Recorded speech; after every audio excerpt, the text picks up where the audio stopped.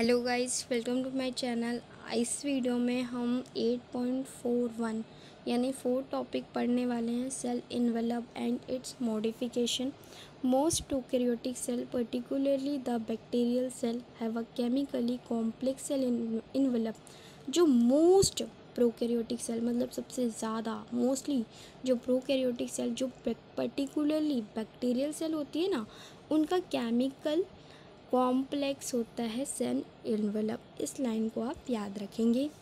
The cell envelope consist of a tightly bound 3 layer होती है। Cell envelope के अंदर क्या कौन कौन सी मतलब लेयर होती है? पहली तो 3 लेयर होती है, वो भी टाइटली बाउंड होती है, जिसे हम आउटर मोस्ट ग्लाइकोकैलिक्स बोलते हैं। फॉलोड बाय सेल वॉल, उसके बाद सेल वॉल आती है।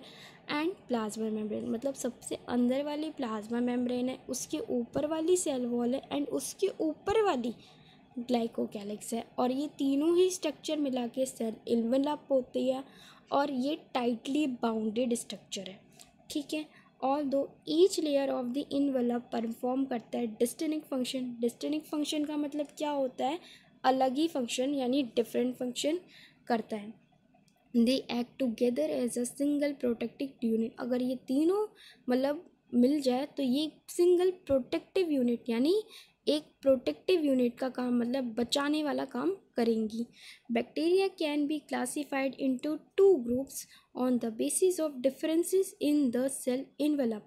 बैक्टीरिया को हम क्लासीफाई कर सकते हैं 2 ग्रुप में। किसकी बेसिस पर? डिफरेंस इन सेल इन्वेलप, मतलब सेल इन्वेलप्स के डिफरेंस पर, उसके बेसिस पर हम क्लासीफाई कर सकते हैं बैक्टीरिया को 2 ग्रुप्स में। And the manner in which they respond to the staining procedure, और वो कैसे रिस्पॉन्ड करते हैं स्टेनिंग प्रोसीड्योर को। स्टेनिंग प्रोसीड्योर को, ठीक है, स्टेन वाले प्रोसीड्योर। स्टेन यानी क्या होता है? डाई लग जाना होता है, ठीक है, वो प्रोसीड्योर लंबा होता है। यहाँ पर इतना डिटेल में नहीं दे रखा, तो हम डिटेल में नहीं जाएंगे, जो एनसीईआरटी वाला है उतना ही देखेंगे। Developed by ग्रामविस। ग्रामविस ये किसने दिया था? ग्रामविस ने दिया था। Those that make up the Gram stain, जो सॉरी मेकअप नहीं टेकअप, तो जो अपना जो स्टेन है वो एक minute, those that take up the Gram stain, जो ग्राम स्टेन को टेक यानी ले लेते हैं, उन्हें हम ग्राम पॉजिटिव बोलते हैं। And the other do not, और जो ग्राम स्टेन को नहीं लेते हैं उसे ग्राम नेगेटिव बैक्टीरिया बोला जाता है। ठीक है। Glycocalyx differ in composition and thickness. जो ग्लाइकोकैलिक्स है वो डिफर करता है यानी डिफरेंट होता है। कंपोजिशन, कंपोजिशन मतलब होता है किन किन चीज़ों से बना हुआ है। थिकनेस यानी मोटाई। अमंग डिफरेंट बैक्टीरिया, मतलब बहुत सारे बैक्टीरिया में, डिफरेंट बैक्टीरिया में हम ग्लाइकोकैलिक्स डिफरेंट टाइप की होती है। किस किस चीज़ से बनी होती है इस पे डिपेंड करता है, और उसकी थिकनेस यानी मोटाई पे डिपेंड करते हैं। It could be loose sheath called slime layer. वो क्या हो सकती है? लूज हो सकती है। वो क्या हो सकती है? लूज हो सकती है। शीट लेयर होती है जिसे हम स्लाइम लेयर बोलते हैं। In some while in other it may be thick and tough. और ये क्या हो सकती है? थिक और टफ हो सकती है। उसे हम कैप्सूल, थिक यानी मोटी हो सकती है, और टफ यानी एकदम टाइट, एकदम टफ, समझ गए होगे आप, है ना। जब सेल वॉल जो डिटरमाइन करती है शेप ऑफ द सेल, तो सेल वॉल के यहाँ पे फंक्शन सीखने हमें कि सेल के शेप डिसाइड करता है, प्रोवाइड करता है स्ट्रॉन्ग स्ट्रक्चरल सपोर्ट, यानी स्ट्रॉन्ग स्ट्रक्चर में सपोर्ट देता है to prevent the bacterium from bursting और कोलैप्सिंग। तो भाई बस्ट होने से यानी फटने से, कोलैप्स यानी पिचकने से बैक्टीरिया को कौन बचाता है? तो वो सेल वॉल बचाता है। The plasma membrane is selectively permeable in nature.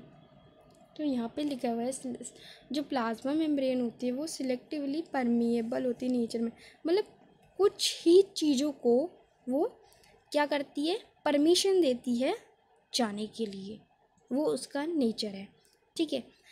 And interact with the outer side world, और प्लाज्मा मेम्ब्रेन ही क्या करती है? इंटरेक्ट करती है आउटर साइड वर्ल्ड से। ठीक है, मतलब ये बातें आपके थोड़ी देर बाद समझ में आएंगी। ठीक है। This membrane is similarly structure to that of the eukaryote, और ये स्ट्रक्चर जो होता है वो सिमिलर होता है स्ट्रक्चरली, ठीक है, to that of the eukaryotes. Special membranous structure is the mesosome. Special membrane का बना हुआ स्ट्रक्चर जिसे हम मेसोसोम बोलते हैं, which is formed by the extension of plasma membrane. अब मेसोसोम्स जो होते हैं वो किसका एक्सटेंशन है? प्लाज्मा मेम्ब्रेन का एक्सटेंशन है। एक्सटेंशन यानी उसी का मतलब उसी को बढ़ा दिया गया है, ठीक है। प्लाज्मा मेम्ब्रेन को थोड़ी हमने कवरिंग मतलब निकाल दिया, मतलब कर्व कर दिया है, तो उसकी एक्सटेंशन निकल गई है, उसी को हमने क्या बोल दिया? मेसोसोम बोल दिया है। into the cell, these extension are in the form of vesicles। तो ये किस किस की फॉर्म में होती है? वेसिकल्स की फॉर्म में होती है, टिब्यूल्स की फॉर्म में यानी ट्यूब्स की फॉर्म में, लेमिलाई की फॉर्म में। They help in cell wall formation. और देखो मीजोजोम्स के फंक्शंस यहाँ पर आ रहे हैं, तो ध्यान से सुनना कि मीजोजोम जो होते हैं वो सेल वॉल फॉर्मेशन में हेल्प करता है, डीएनए रेप्लिकेशन में हेल्प करता है। डीएनए की रेप्लिकेशन ये वाला आपको समझ में आएगा, ठीक है। DNA replication, distribution to daughter cell, फिर डीएनए जो रेप्लिकेट हो गया फिर उसे वो डिस्ट्रीब्यूट भी करना है डॉटर सेल्सिस में। डॉटर सेल्सिस का मतलब तो आपको समझ में आता ही होगा। डॉटर सेल्सिस मतलब जो न्यू सेल्सिस बनी है, कोई ये मत समझना कि डॉटर बन गई है, ठीक है, क्योंकि ऐसा 10th में लोग समझते थे, ठीक है। They they also help in respiration, और ये रेस्पिरेशन में भी हेल्प करती है, ठीक है।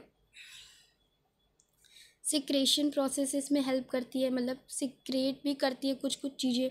और to increase the surface area of the plasma membrane, और ये सरफेस एरिया को भी इंक्रीज करती है। देखो ये क्या थी, हमने क्या पढ़ा था, मेसोसोम क्या होते हैं? ये एक्सटेंशन है प्लाज्मा मेम्ब्रेन की।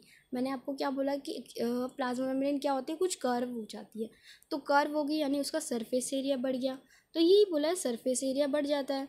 एंजाइमेटिक कंटेंट में भी हेल्प करती है, ठीक है। In some prokaryotic like cyanobacteria, कुछ प्रोकैरियोट्स होते हैं जिसे कि हम क्या बोलते हैं? साइनोबैक्टीरिया एग्जाम्पल है। There are other membranous extension होती है, कुछ मेम्ब्रेन की एक्सटेंशन होती है इनटू द साइटोप्लाज्म, जिसे हम क्रोमेटोफोर्सिस बोलते हैं। क्या बोलते हैं? क्रोमेटोफोर्सिस बोलते हैं, जो कि कंटेन करती हैं पिगमेंट्स को कंटेन करती हैं।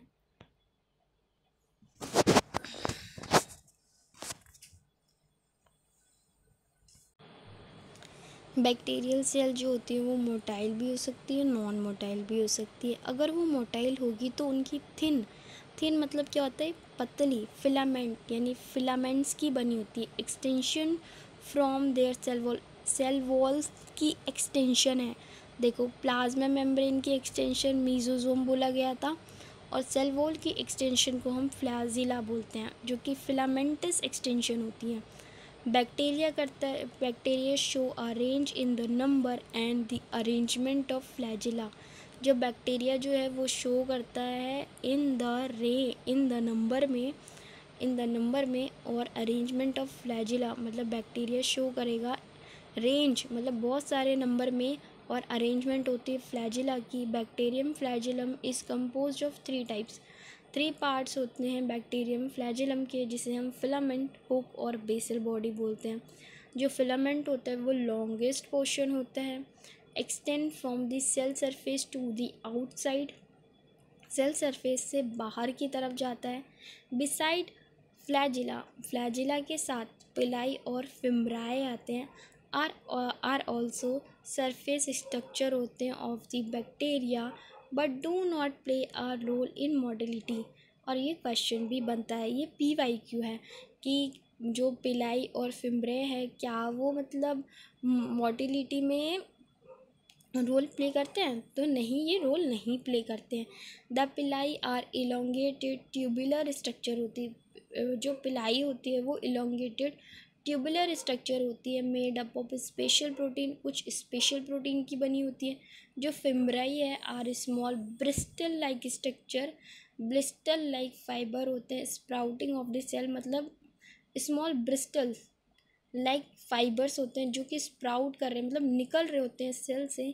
In some bacteria they are known to help attach the bacteria, कुछ बैक्टीरिया में ये हेल्प करती है अटैचमेंट में बैक्टीरिया के, टू रॉक्स इन स्ट्रीम, वो रॉक्स में स्ट्रीम जब स्ट्रीम्स मतलब क्या होती हैं, हवाएं होती हैं। तो जब हवाएं चल रही होती हैं तो वो रॉक्स पर क्या हो जाती है, एकदम अटैच हो जाती है। उस वो बैक्टीरिया कैसे अटैच हो पाता है, फिम्ब्राई की हेल्प से, and also to the host tissues, और टिश्यूज़ पे भी वो क्या होती है, जब हवाएं चल रही होती हैं तो वो टिश्यू पे भी चिपक जाता है, किसकी वजह से, फिम्ब्राई की वजह से। Thank you.